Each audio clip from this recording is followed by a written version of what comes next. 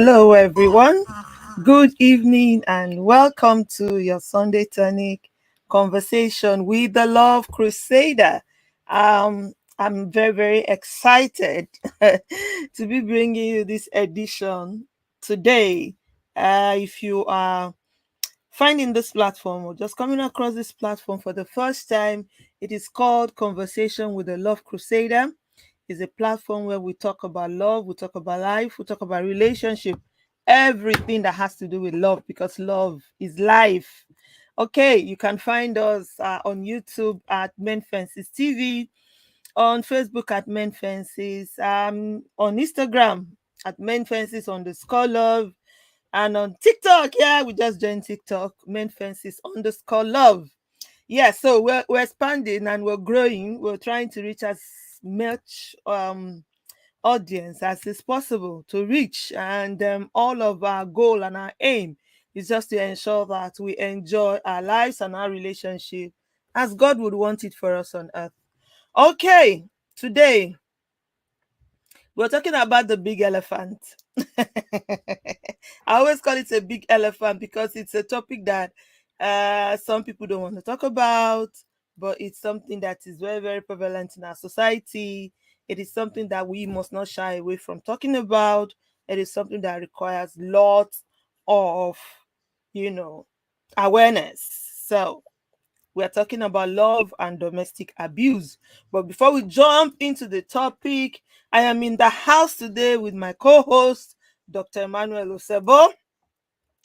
Um, yes, he's a medical doctor. I always like to remind people who do not know that he's a medical doctor. He's a medical doctor, if you've forgotten. And barrister Nkem is joining us. Nkem Agu is joining us actually, but she sent us a video. So we're going to listen to barrister Nkem give us her legal opinions about domestic abuse, and then we'll have a conversation. So please watch the video, listen, share, very importantly, share, tell your friends. It is that time again when we have conversations, fun conversations around love, life, and relationship. Emmy, do you want to say hello to the people? Um, Pleasure to be here again, and we're going to have a great time talking about domestic violence. Yeah. There we go. Not a nice topics in the ear, but it's a very, very important topic as far as relationships are concerned. So without much ado, because the time is not our friend when we are having fun here. So let's go into the conversation we had with Barrister Nkemagu, and then we'll come back to the studio.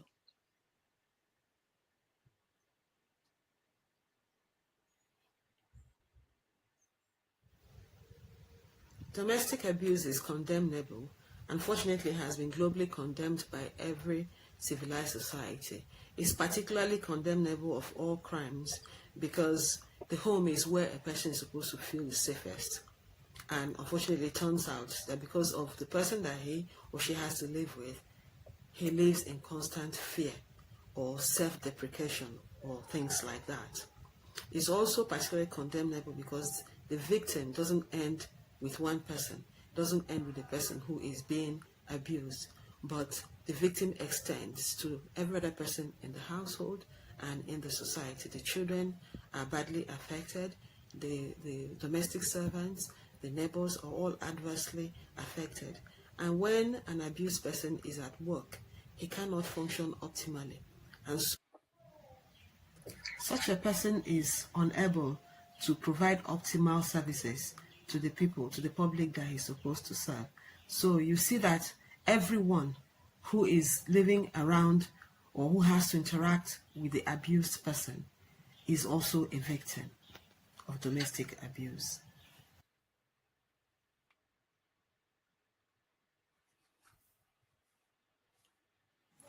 My name is Nkem Ago. I'm a lawyer of 27 years now. I'm an advocate for the protection of the rights of women and young people. I'm also a crusader for alternative dispute resolution.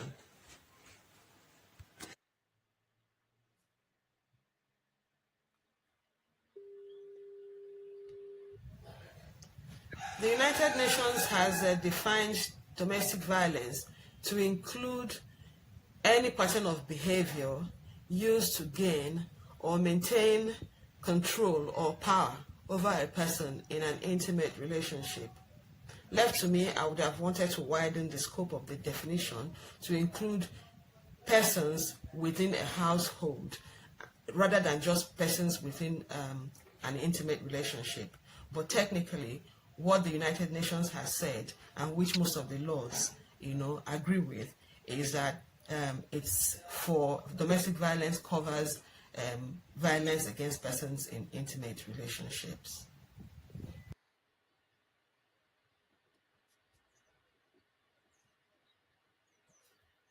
Well, the courses can be limitless, I think, but looking at it the much I can, I think the causes could be deep-seated psychological or emotional damage to the perpetrator, which makes him feel or her feel more comfortable and better within him or herself when he's able to subdue or make someone else feel less than what they are.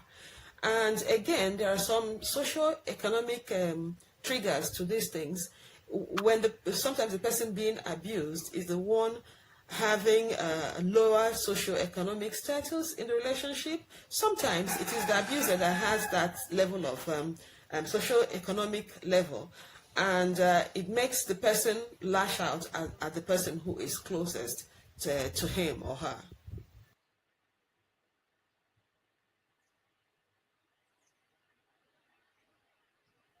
Generally, there are different types of abuses that are recognized. There is the physical abuse, which a lot of people are, conversant with. There is the psychological abuse. There is sexual abuse. There is economic or financial abuse, and so on and so forth.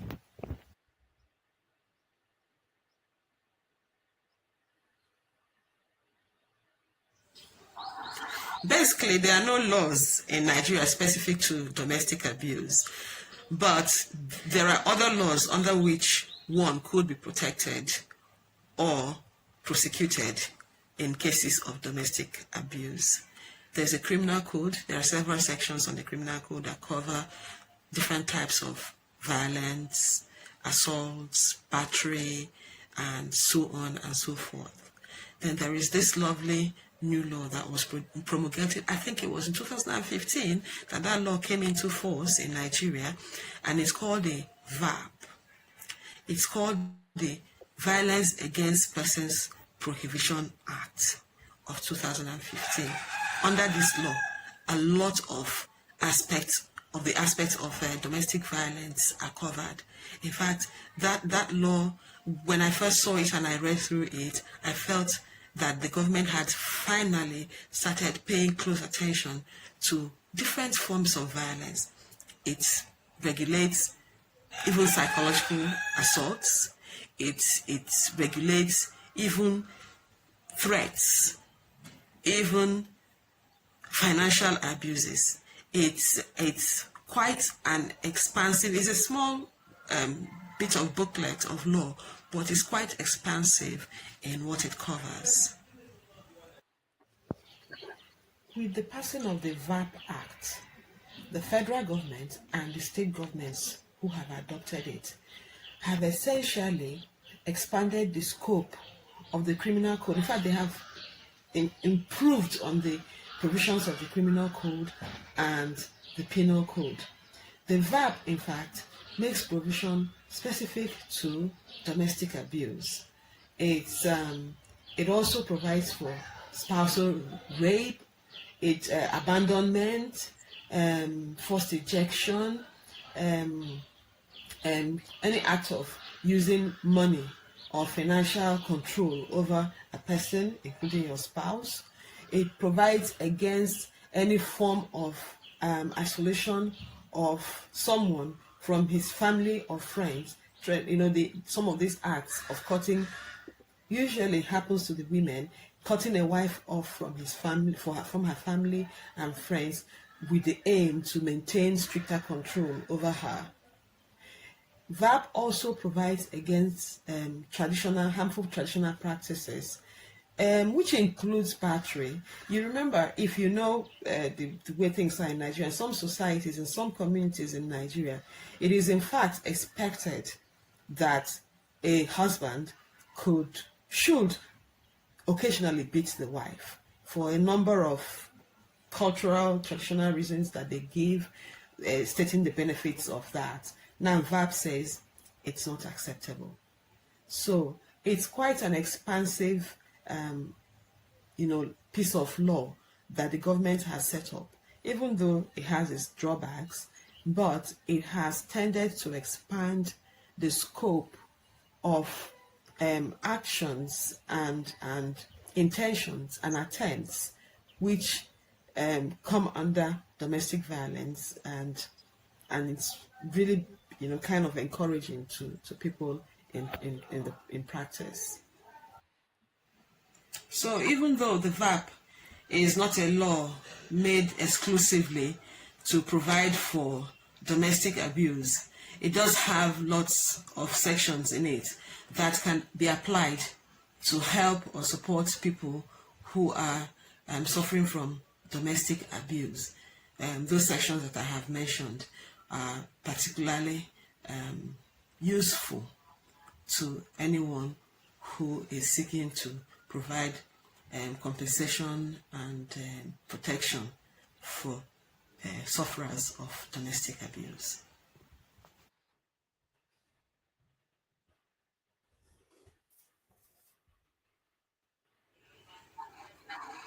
It will indeed appear that domestic violence is gender selective or gender specific. It will appear also that it's women who suffer from domestic violence.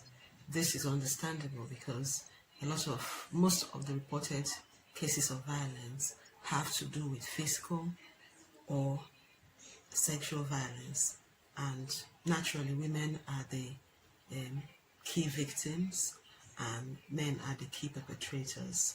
However, that is not always the case. Men also suffer domestic violence. The only reason it seems as if it's only women is that these men also take it in their stride and hardly complain because they are afraid to speak up, and they are also not sure if they speak up if anyone will take them seriously or if any action will be taken in their defense. So they generally tend to suffer psychological abuse, emotional abuse, verbal abuse, and they do so silently, and because they're not sure that help will come their way. If they did call out for help, they decide to go through it and find a way out of it themselves. But recently there have been changes in the laws or some restructuring of some laws which have made it possible for a man to actually complain about something and be taken seriously. And there was a recent example that I want to use of a case in Nigeria where a woman was accused of raping the husband to death, and the matter was brought to the court under the criminal code, in which case she was only charged for manslaughter.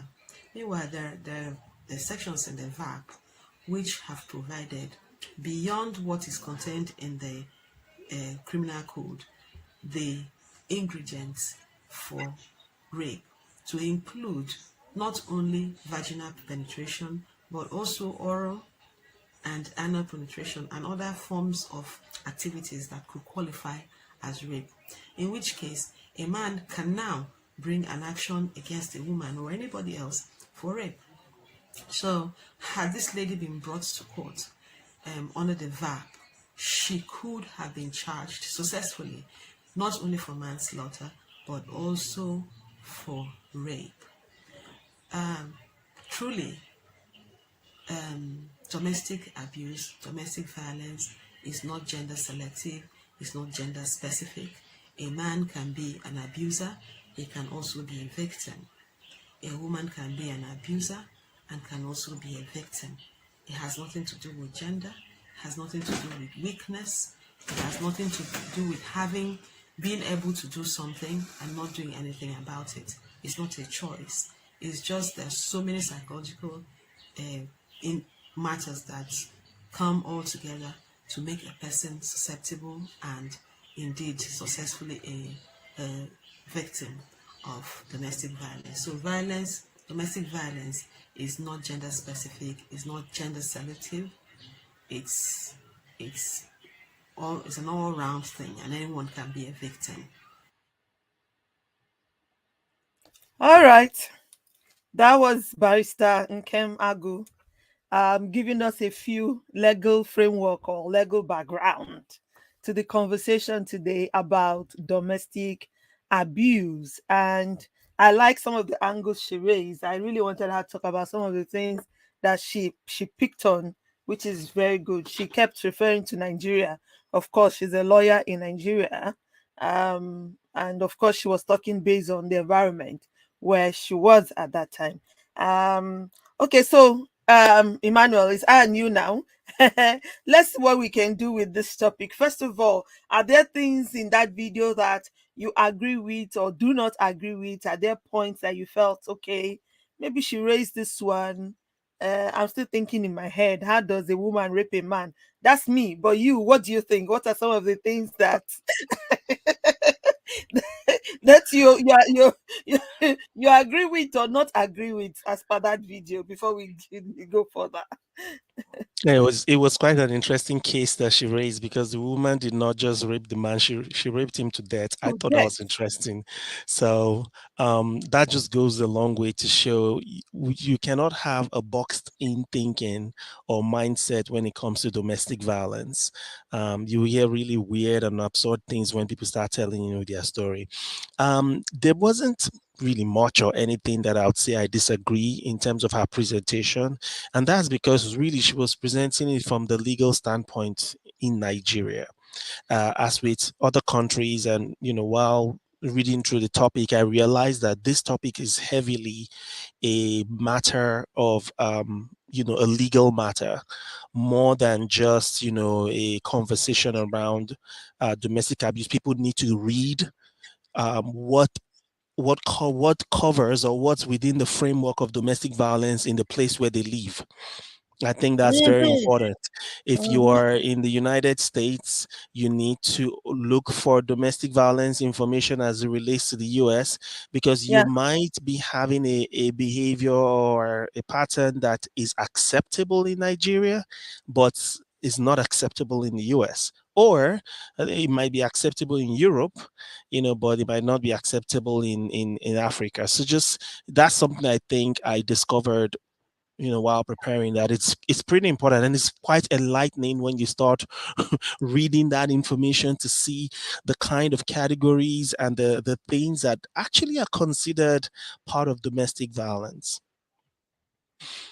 Yeah, I totally agree with you. Um, this issue you just raised of information, I think for me in this UK where I found myself, I think it's a challenge for some of our people who are relocating, into coming into the United Kingdom, for example, and not understanding that things are different from wherever they are coming from. And that being said, we're going to talk now about culture and traditions and how they fuel or otherwise domestic abuse, because she raised the point, for example, that in some certain tribe in Nigeria, they would actually expect that at some point in time a man will have to discipline his wife by maybe flogging her. I don't know.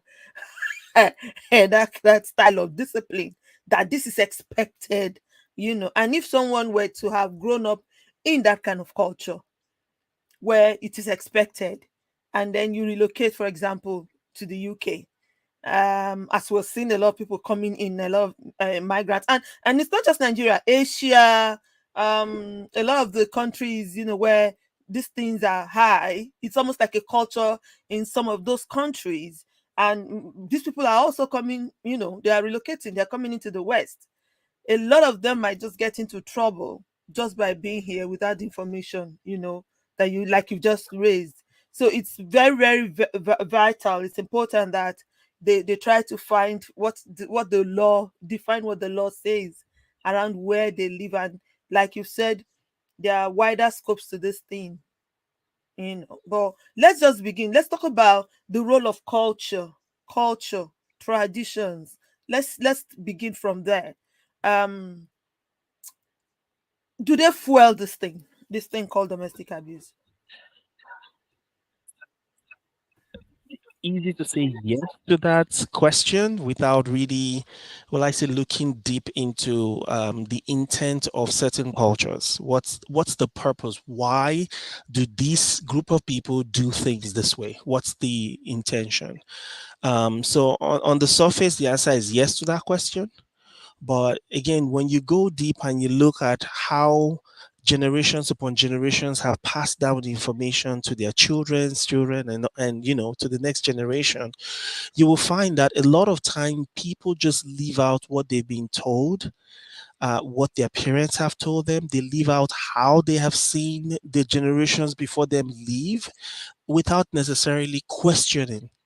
And a lot Mm, of so many cultures, especially African cultures, yeah. tend to revolve around don't question the status quo.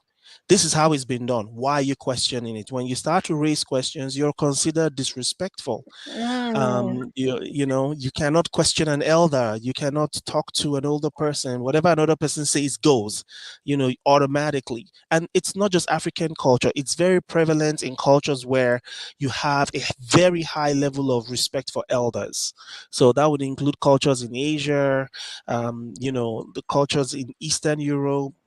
Cultures like that tend to still have um, a very strong hold in terms of what the older generation think things, how they think things should be, right? Because they're not questioned, and if you question them, essentially they put you in your place, or instead of them accepting and reviewing this belief system, they'll push back against it, and that is the reason why up until the 21st century you still have this very high level of gender disparity in many cultures and societies.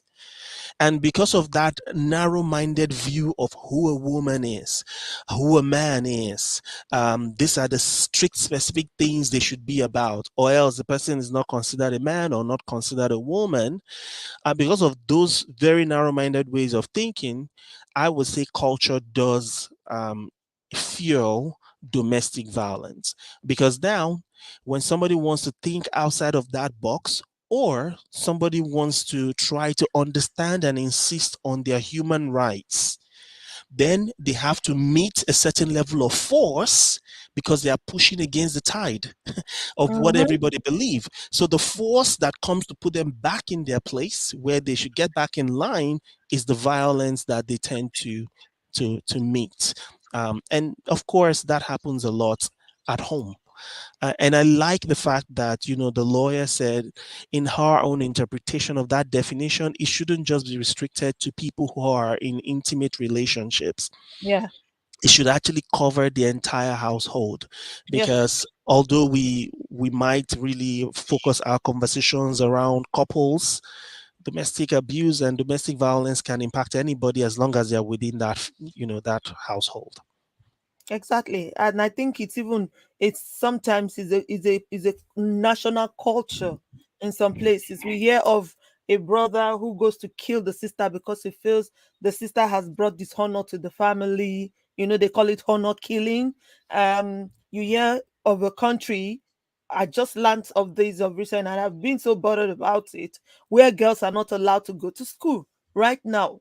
As we speak, girls are not allowed to go to school. I mean, in this 21st century, we still have countries who make such laws. So that's for people in such situation. It's not just about intimate relationship. The government is actually abusing these women because they're depriving them of their rights to be educated, their rights to access knowledge, and so generally, I think yes, the culture, and I like what you said there about passing this thing from generation to generation. Because I mean, it's been proven by research that in most cases, fathers who abuse mothers, their children tend to also abuse their spouse. And this thing seems like, it's a baton that is being passed from generation to generation. In fact, one time we are talking about this some years back in South Africa. Someone said scientifically it has been proven that it can be in your DNA.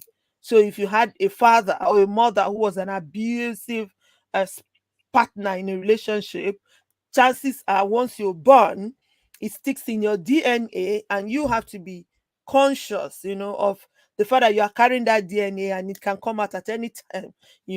So I'm like, wow, this thing is really, really deep. I don't know how scientifically true. Now, doctor is laughing at me because you know the sciences I don't know. Is this okay? First of all, is that scientifically true?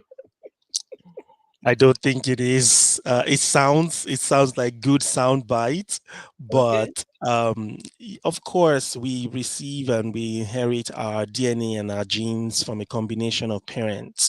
But to say by default some people are going to be violent because of their DNA, I think that is stereotyping. Because the one word that I really like in the definition of domestic violence is the word behavior. And behavior is really a function of habits over a long period of time.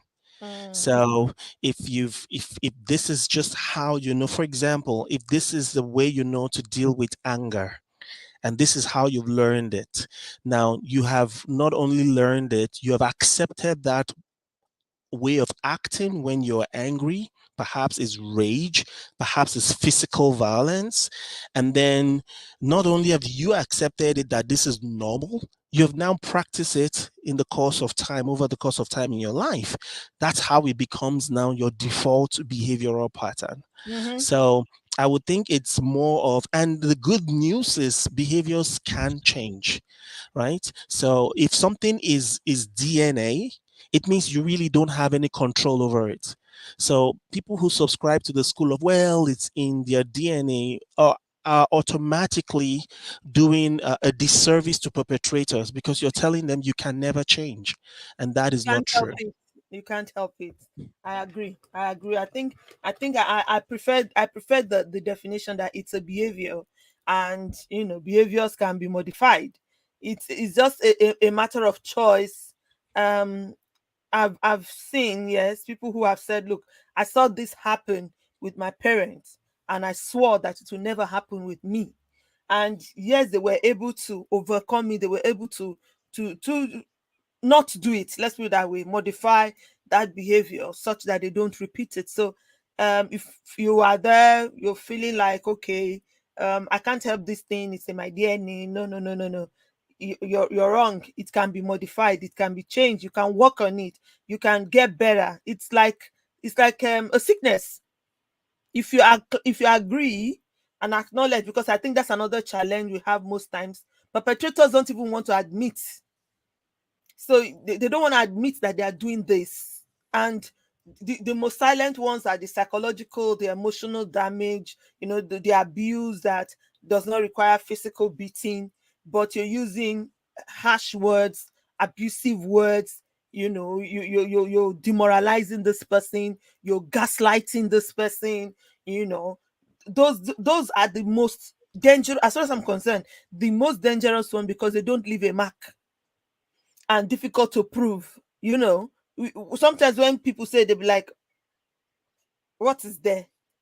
Something is there. If it makes me feel less, than I should feel, and it makes me feel unworthy, it makes me feel a certain way, makes me feel, demoralized, then it shouldn't be coming from you to me. That makes it not right. You get what I mean? And I think another thing we need to talk about here is the fact that sometimes some people are in the domestic abuse, but they do not know. I was just going to say, when you talked about perpetrators, people not willing to accept that, one of the best things, or the most important thing that can happen to people is education. I mean, you cannot change what you don't know. You cannot even realize or be aware of what you don't know.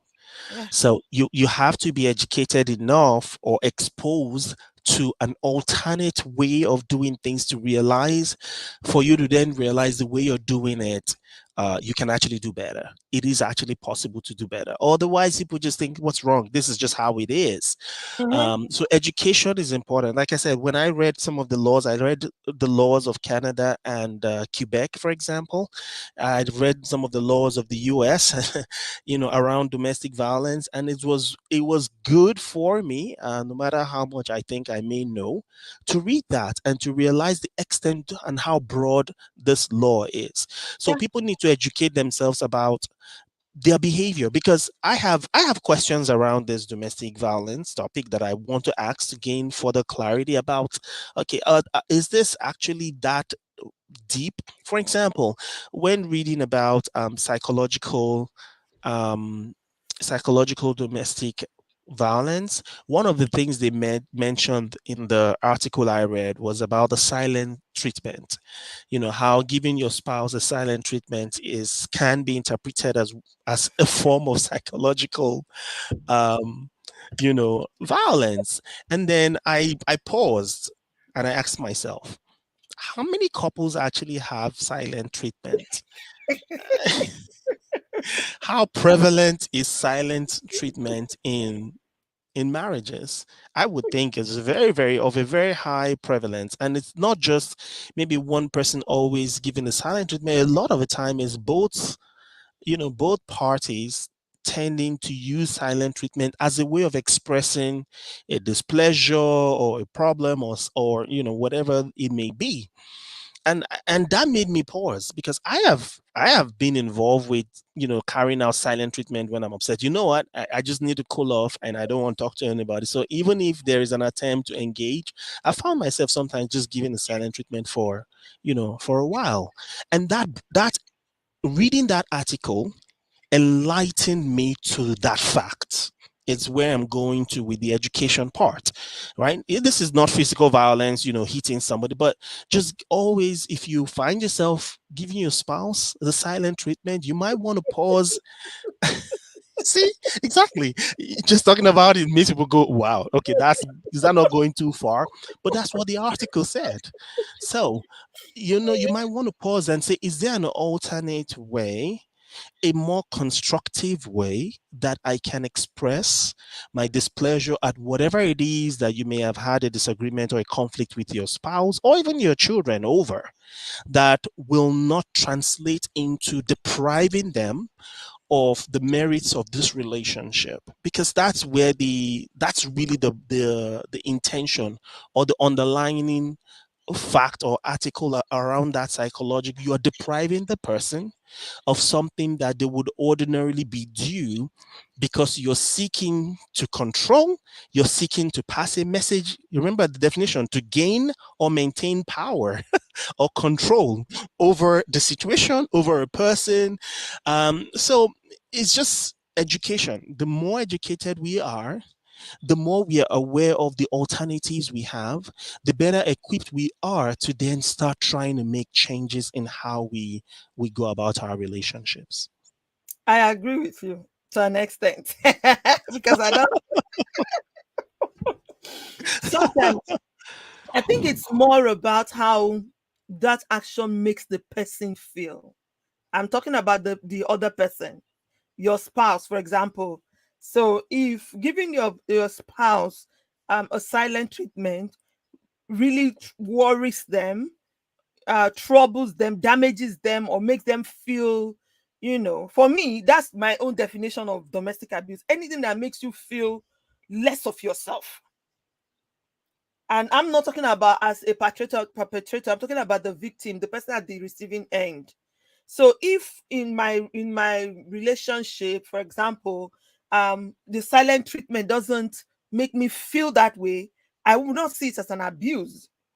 Do you get what I mean? I may just see it as an anger coping mechanism. So he's pretty angry now, and he doesn't want to maybe say anything out of turn, or he doesn't want to overreact. So he's not trying to just be quiet, and I do that. I'm sorry. And maybe that's what I'm trying to justify. Okay. I do that, and I know my husband has come here to say it. I mean, when we're on the love seat, he told them it's one way he knows I'm angry. I go quiet. And it's not because I just want to give you a silent treatment, really. It's because I want to be able to put my emotions together, put my thoughts together, and when I want to address the matter, to be able to address it sensibly, not just the way it's burning in me or the way I really feel about the matter. Because that way might just destroy things or make it worse. You get what I'm trying to say? But it's so I think what should be the definition of it becoming an abuse is how it makes the other person feel. So if it makes your spouse feel less of themselves, for example, I mean, someone said the husband loves to play with her in public and hit her bum. She doesn't like it. She doesn't like it. And I've heard another lady say, "Wow, I wish my husband would do that." You see what I'm trying to say? So it's how it makes that person feel that determines. Because if, for example, that woman now say, "Look, I don't like this. Don't do it to me, especially in public," and the man continues to do it, you see, now there's a problem. It means that you don't care about her feelings. You're just, you are trampling upon her emotions. And if the other person says she likes it, oh well, go on. So I think we should, besides the life being at risk, another way to judge if this thing is an abuse is how it makes your spouse feel. For me, that's how I would judge it. I mean, there are some things that some people have said to me. "Oh, my husband said this to me," and I'll be like, "My God, and what did you do?" I am, yeah, I just told him, "Oh, anything he's saying is for him, it's not for me." Hello. Hello, that's for in my head. I'll be like, "Hey, how did she swallow that?" She has not even come to the realization that that is abuse. She might not take action about it. She might not do anything about it, and it's not damaging her.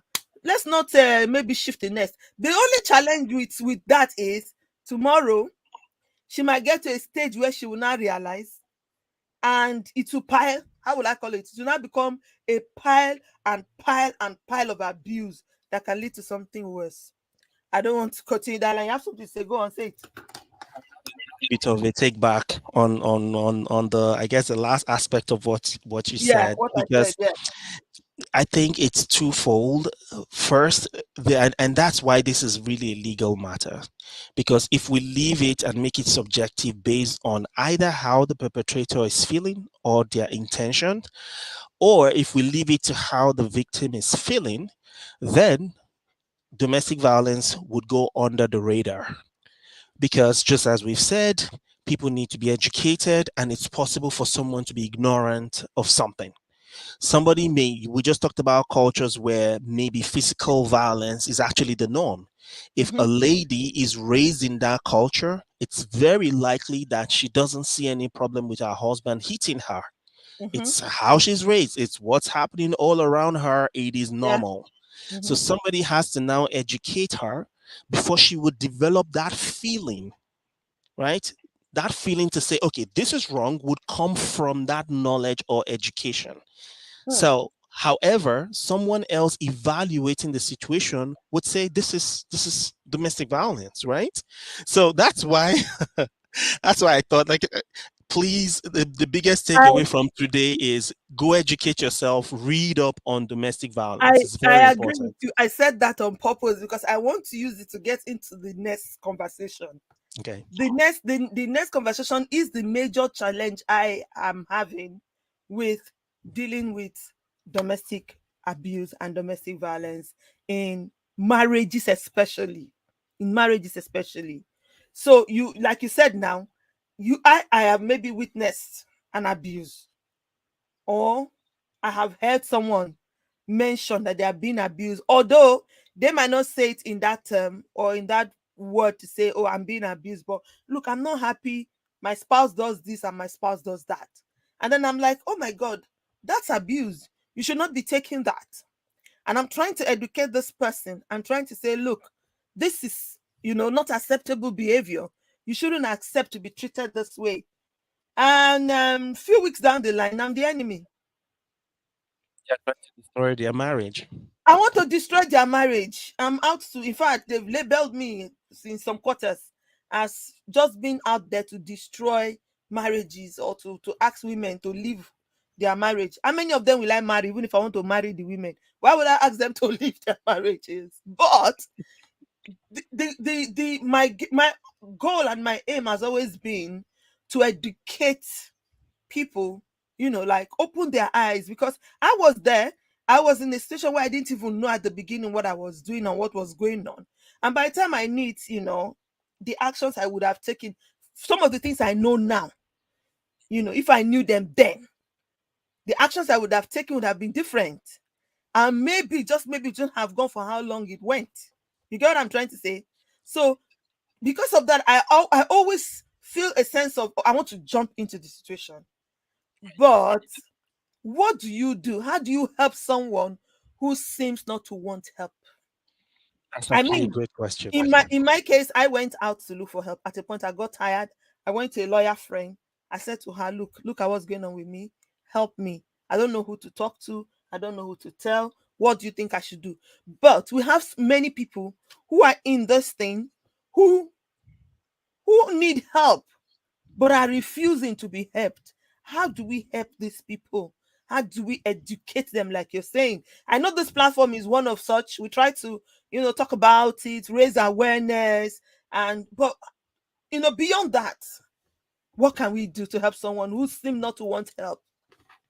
And actually, from a my understanding from a medical standpoint is, say for example, somebody comes, an adult woman, for example, comes to the hospital, and she has bruises that you can identify the source of this kind of bruise in terms of the kind of pattern, but of course she's lying that she fell or something, and your obligation is really for an adult. Your obligation is not to report.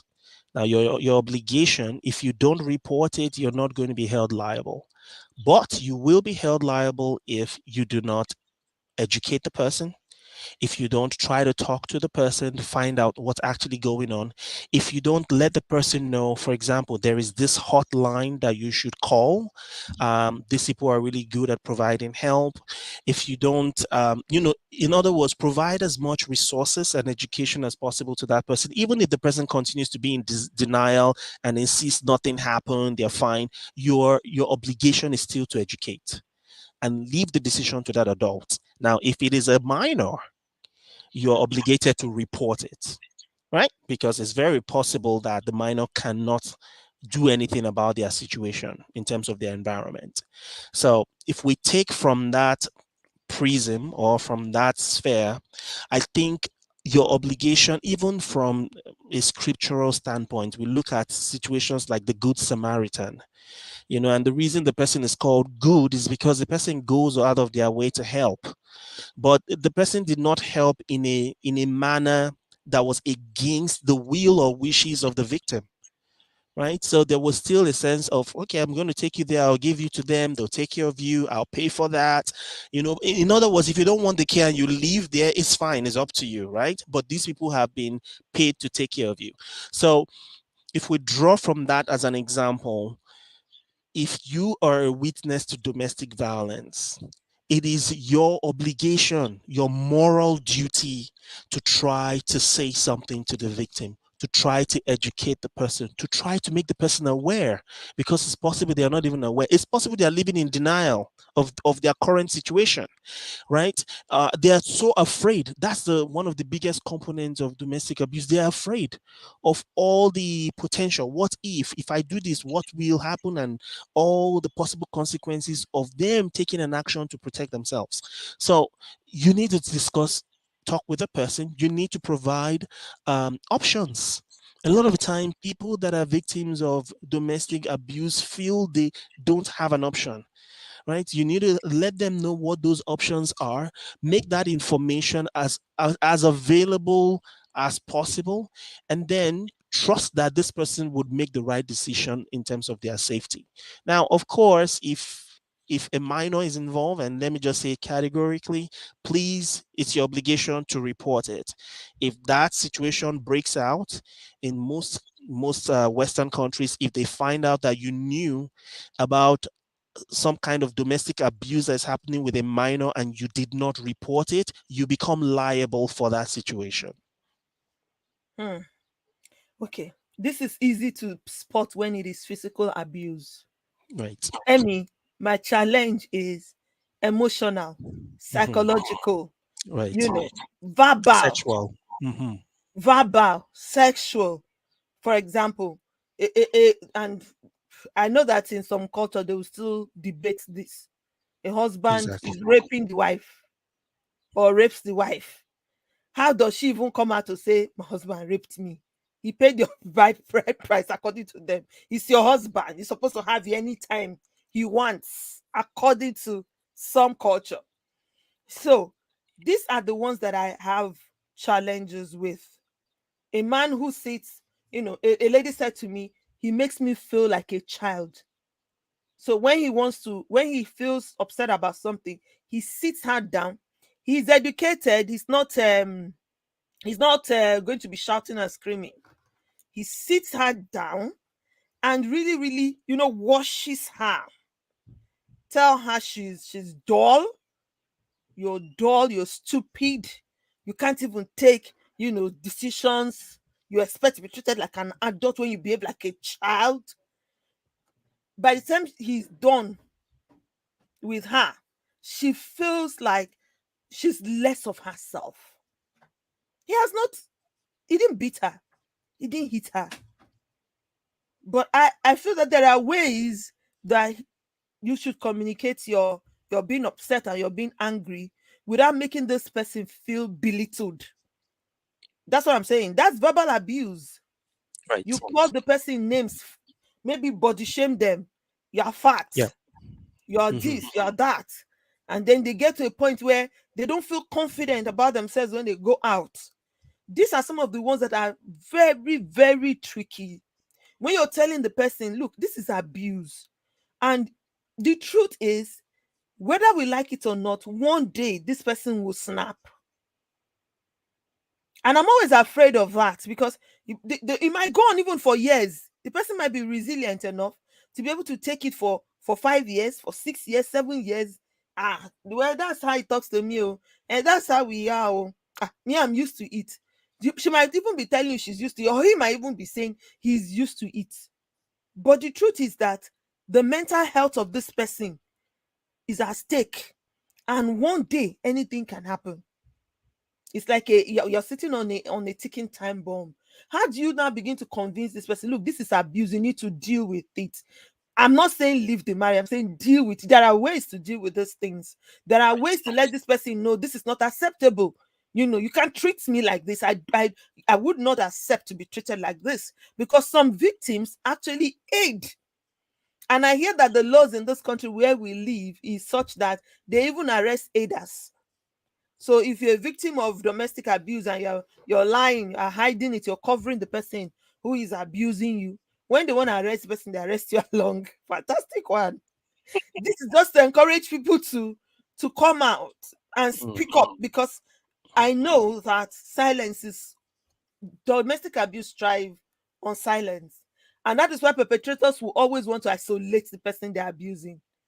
They don't want the person to keep friends. And that friend you're talking to is not a good friend, because maybe the friend is opening your eyes to what they are doing. And don't go to that person's house. And why do you want to go there? What's the conversation about? So how do you help this? This one is my challenge. Yeah. It, like you said, it's tricky. The I'll call it the silent killers, the ones that you cannot spot easily. And unfortunately, I would think that a large percentage of men fall under this type of kind of abuse. And a lot of the time, when people have received the abuse, they tend to snap, like you mentioned, and then they do something that is perhaps out of character, and they now become the victims of their actions. So it's really a vicious cycle. However, the number one form of help is knowledge. Mm, Know what it is that is supposed to be acceptable and what should not be acceptable, right? mm, For example, if somebody doesn't know that there is something called consenting, even when it comes to sex in marriage, it's very, very likely that the abuse can come into play.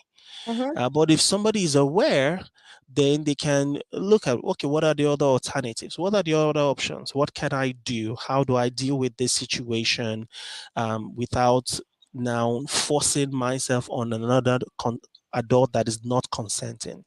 mhm, So those are examples of just education really helps. The other thing is if your friends and social community and people are telling you things, listen.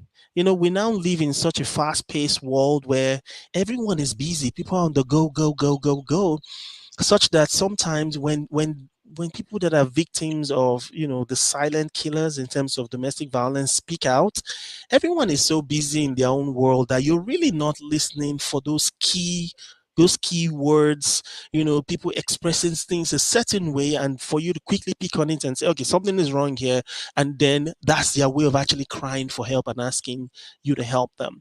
So it's also important for the community at large to be more mindful, to be more present, to be more to increase our ability to listen to one another, listen to your friends. What are they saying to you? It's not everything that is a joke. Somebody can be mm. joking about something, Yeah, especially I know Nigerians make joking about things a big way of coping with all the craziness. It's yeah. Nigerians number one go to thing. But even when even when somebody's joking about something, you need to listen. And if you're a friend, if you're a co-worker, if you're someone that is within their circle, please, when you listen, speak with them, call them in private, give them that audience and that opportunity to express, and you both can come up with creative solutions to what it is that they are going through. Yeah, thank you so so much. Like I always say, time is not our friend when we're having fun. Our time is running, but there's still one issue that she raised that I really would like us to talk about. And let me pause here and say, if you or anyone you know is in an abusive relationship, please signpost them. There are a lot of places, information is out there now.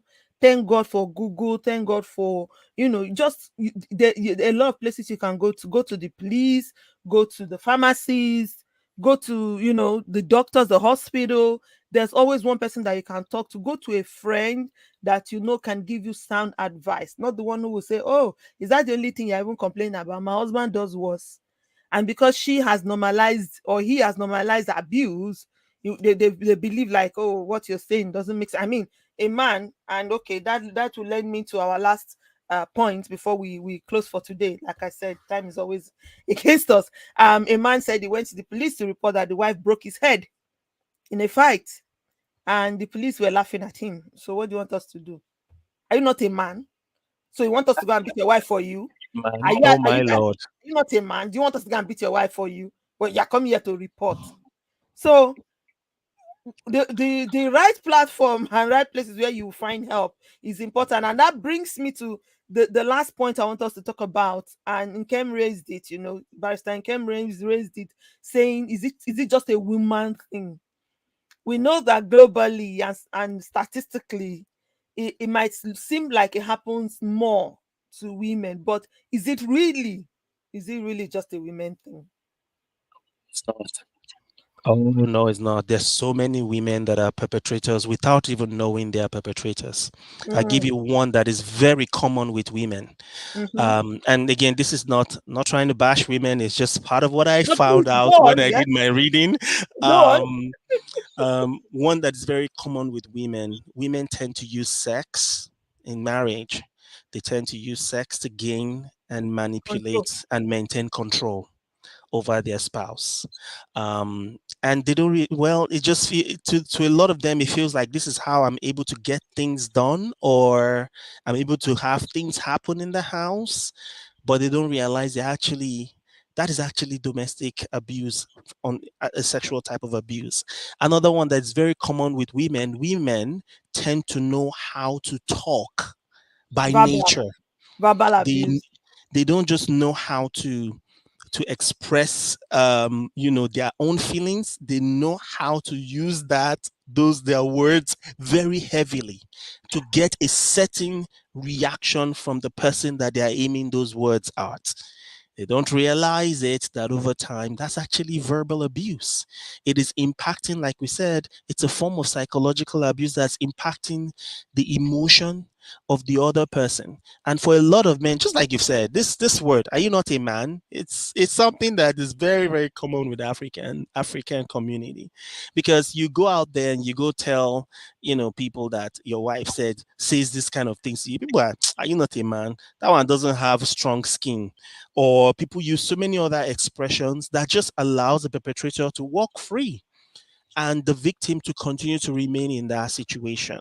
So yes, the other aspects of domestic violence outside of physical violence tend to be more common with women than with a lot of men. A lot of men will not, most men will not spend their energy talking and, digging deep into insulting you, insulting your family, insulting your background.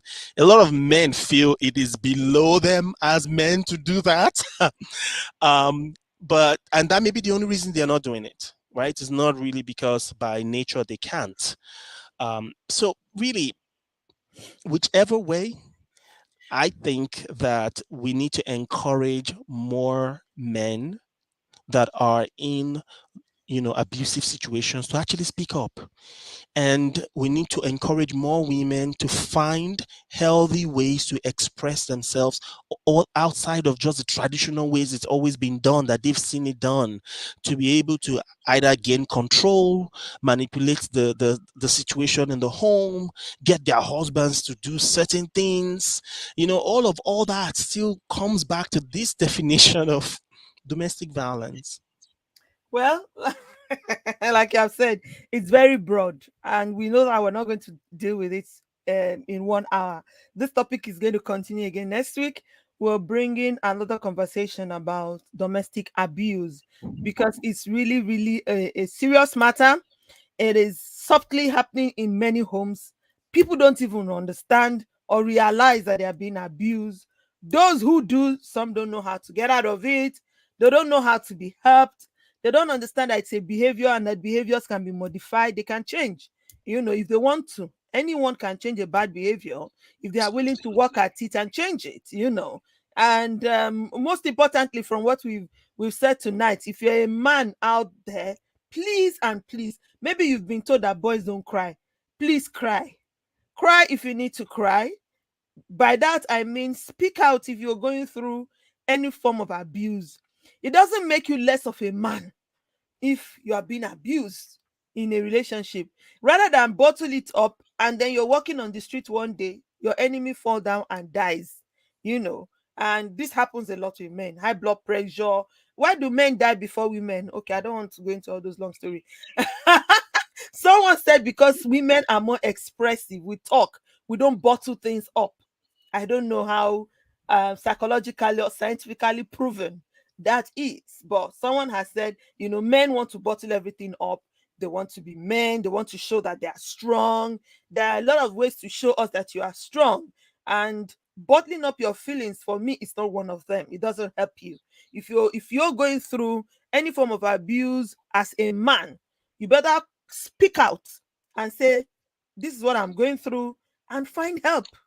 That woman might not even know, the implication of what she's doing to you. If you don't say it, if you don't say, "Look, this is how this makes me feel," then you see you're in trouble. The person will just continue and continue and continue, and God forbid, untimely death. Our relationships are meant to be enjoyed. Marriage is meant to be beautiful, and marriage can work. It does work. Marriage can be beautiful. All we need is just to do the work, and the work is gathering that information, educating ourselves on how we should treat one another and how things should be done in the marriage. It's not a one-sided thing. Two of us working together to educate ourselves and to crawl out of whatever culture Oh, this is how my parents used to do it. This is how we do it where I'm coming from. Discard it. If the culture is not working for you, if that culture is not giving you what you should get, then please discard that culture. Build your own culture. It's allowed. Those cultures and those traditions you're talking about started with one person somewhere in the 1900s or in the 18 whatever. If that culture is not working for you, build a culture in your own family and in your own home that works with you. It's both of you and your children, if you have them, and your immediate family together. Build your own culture. Don't rely on, oh, this is how my father said it, this is how my mother said it, this is how that uncle said it, or this is how we do it in our village. Okay, anyways, my time is up. If I would just chip in a quote that I heard this week as maybe my last word, somebody said the best gift you can give to your spouse is to be the best version of yourself. Wow. The best gift you can give to your spouse is to be the best version of yourself. So, which means you have to challenge yourself to be a better person every day.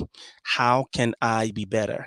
And in the process of you getting better, either at communicating without being insulting and derogatory, getting better at either at expressing your emotions. Perhaps you're not the kind who, whatever it is that you need to do better to shift you away from any kind of domestic violence practice, means that you're giving your spouse the best gift that you can give them.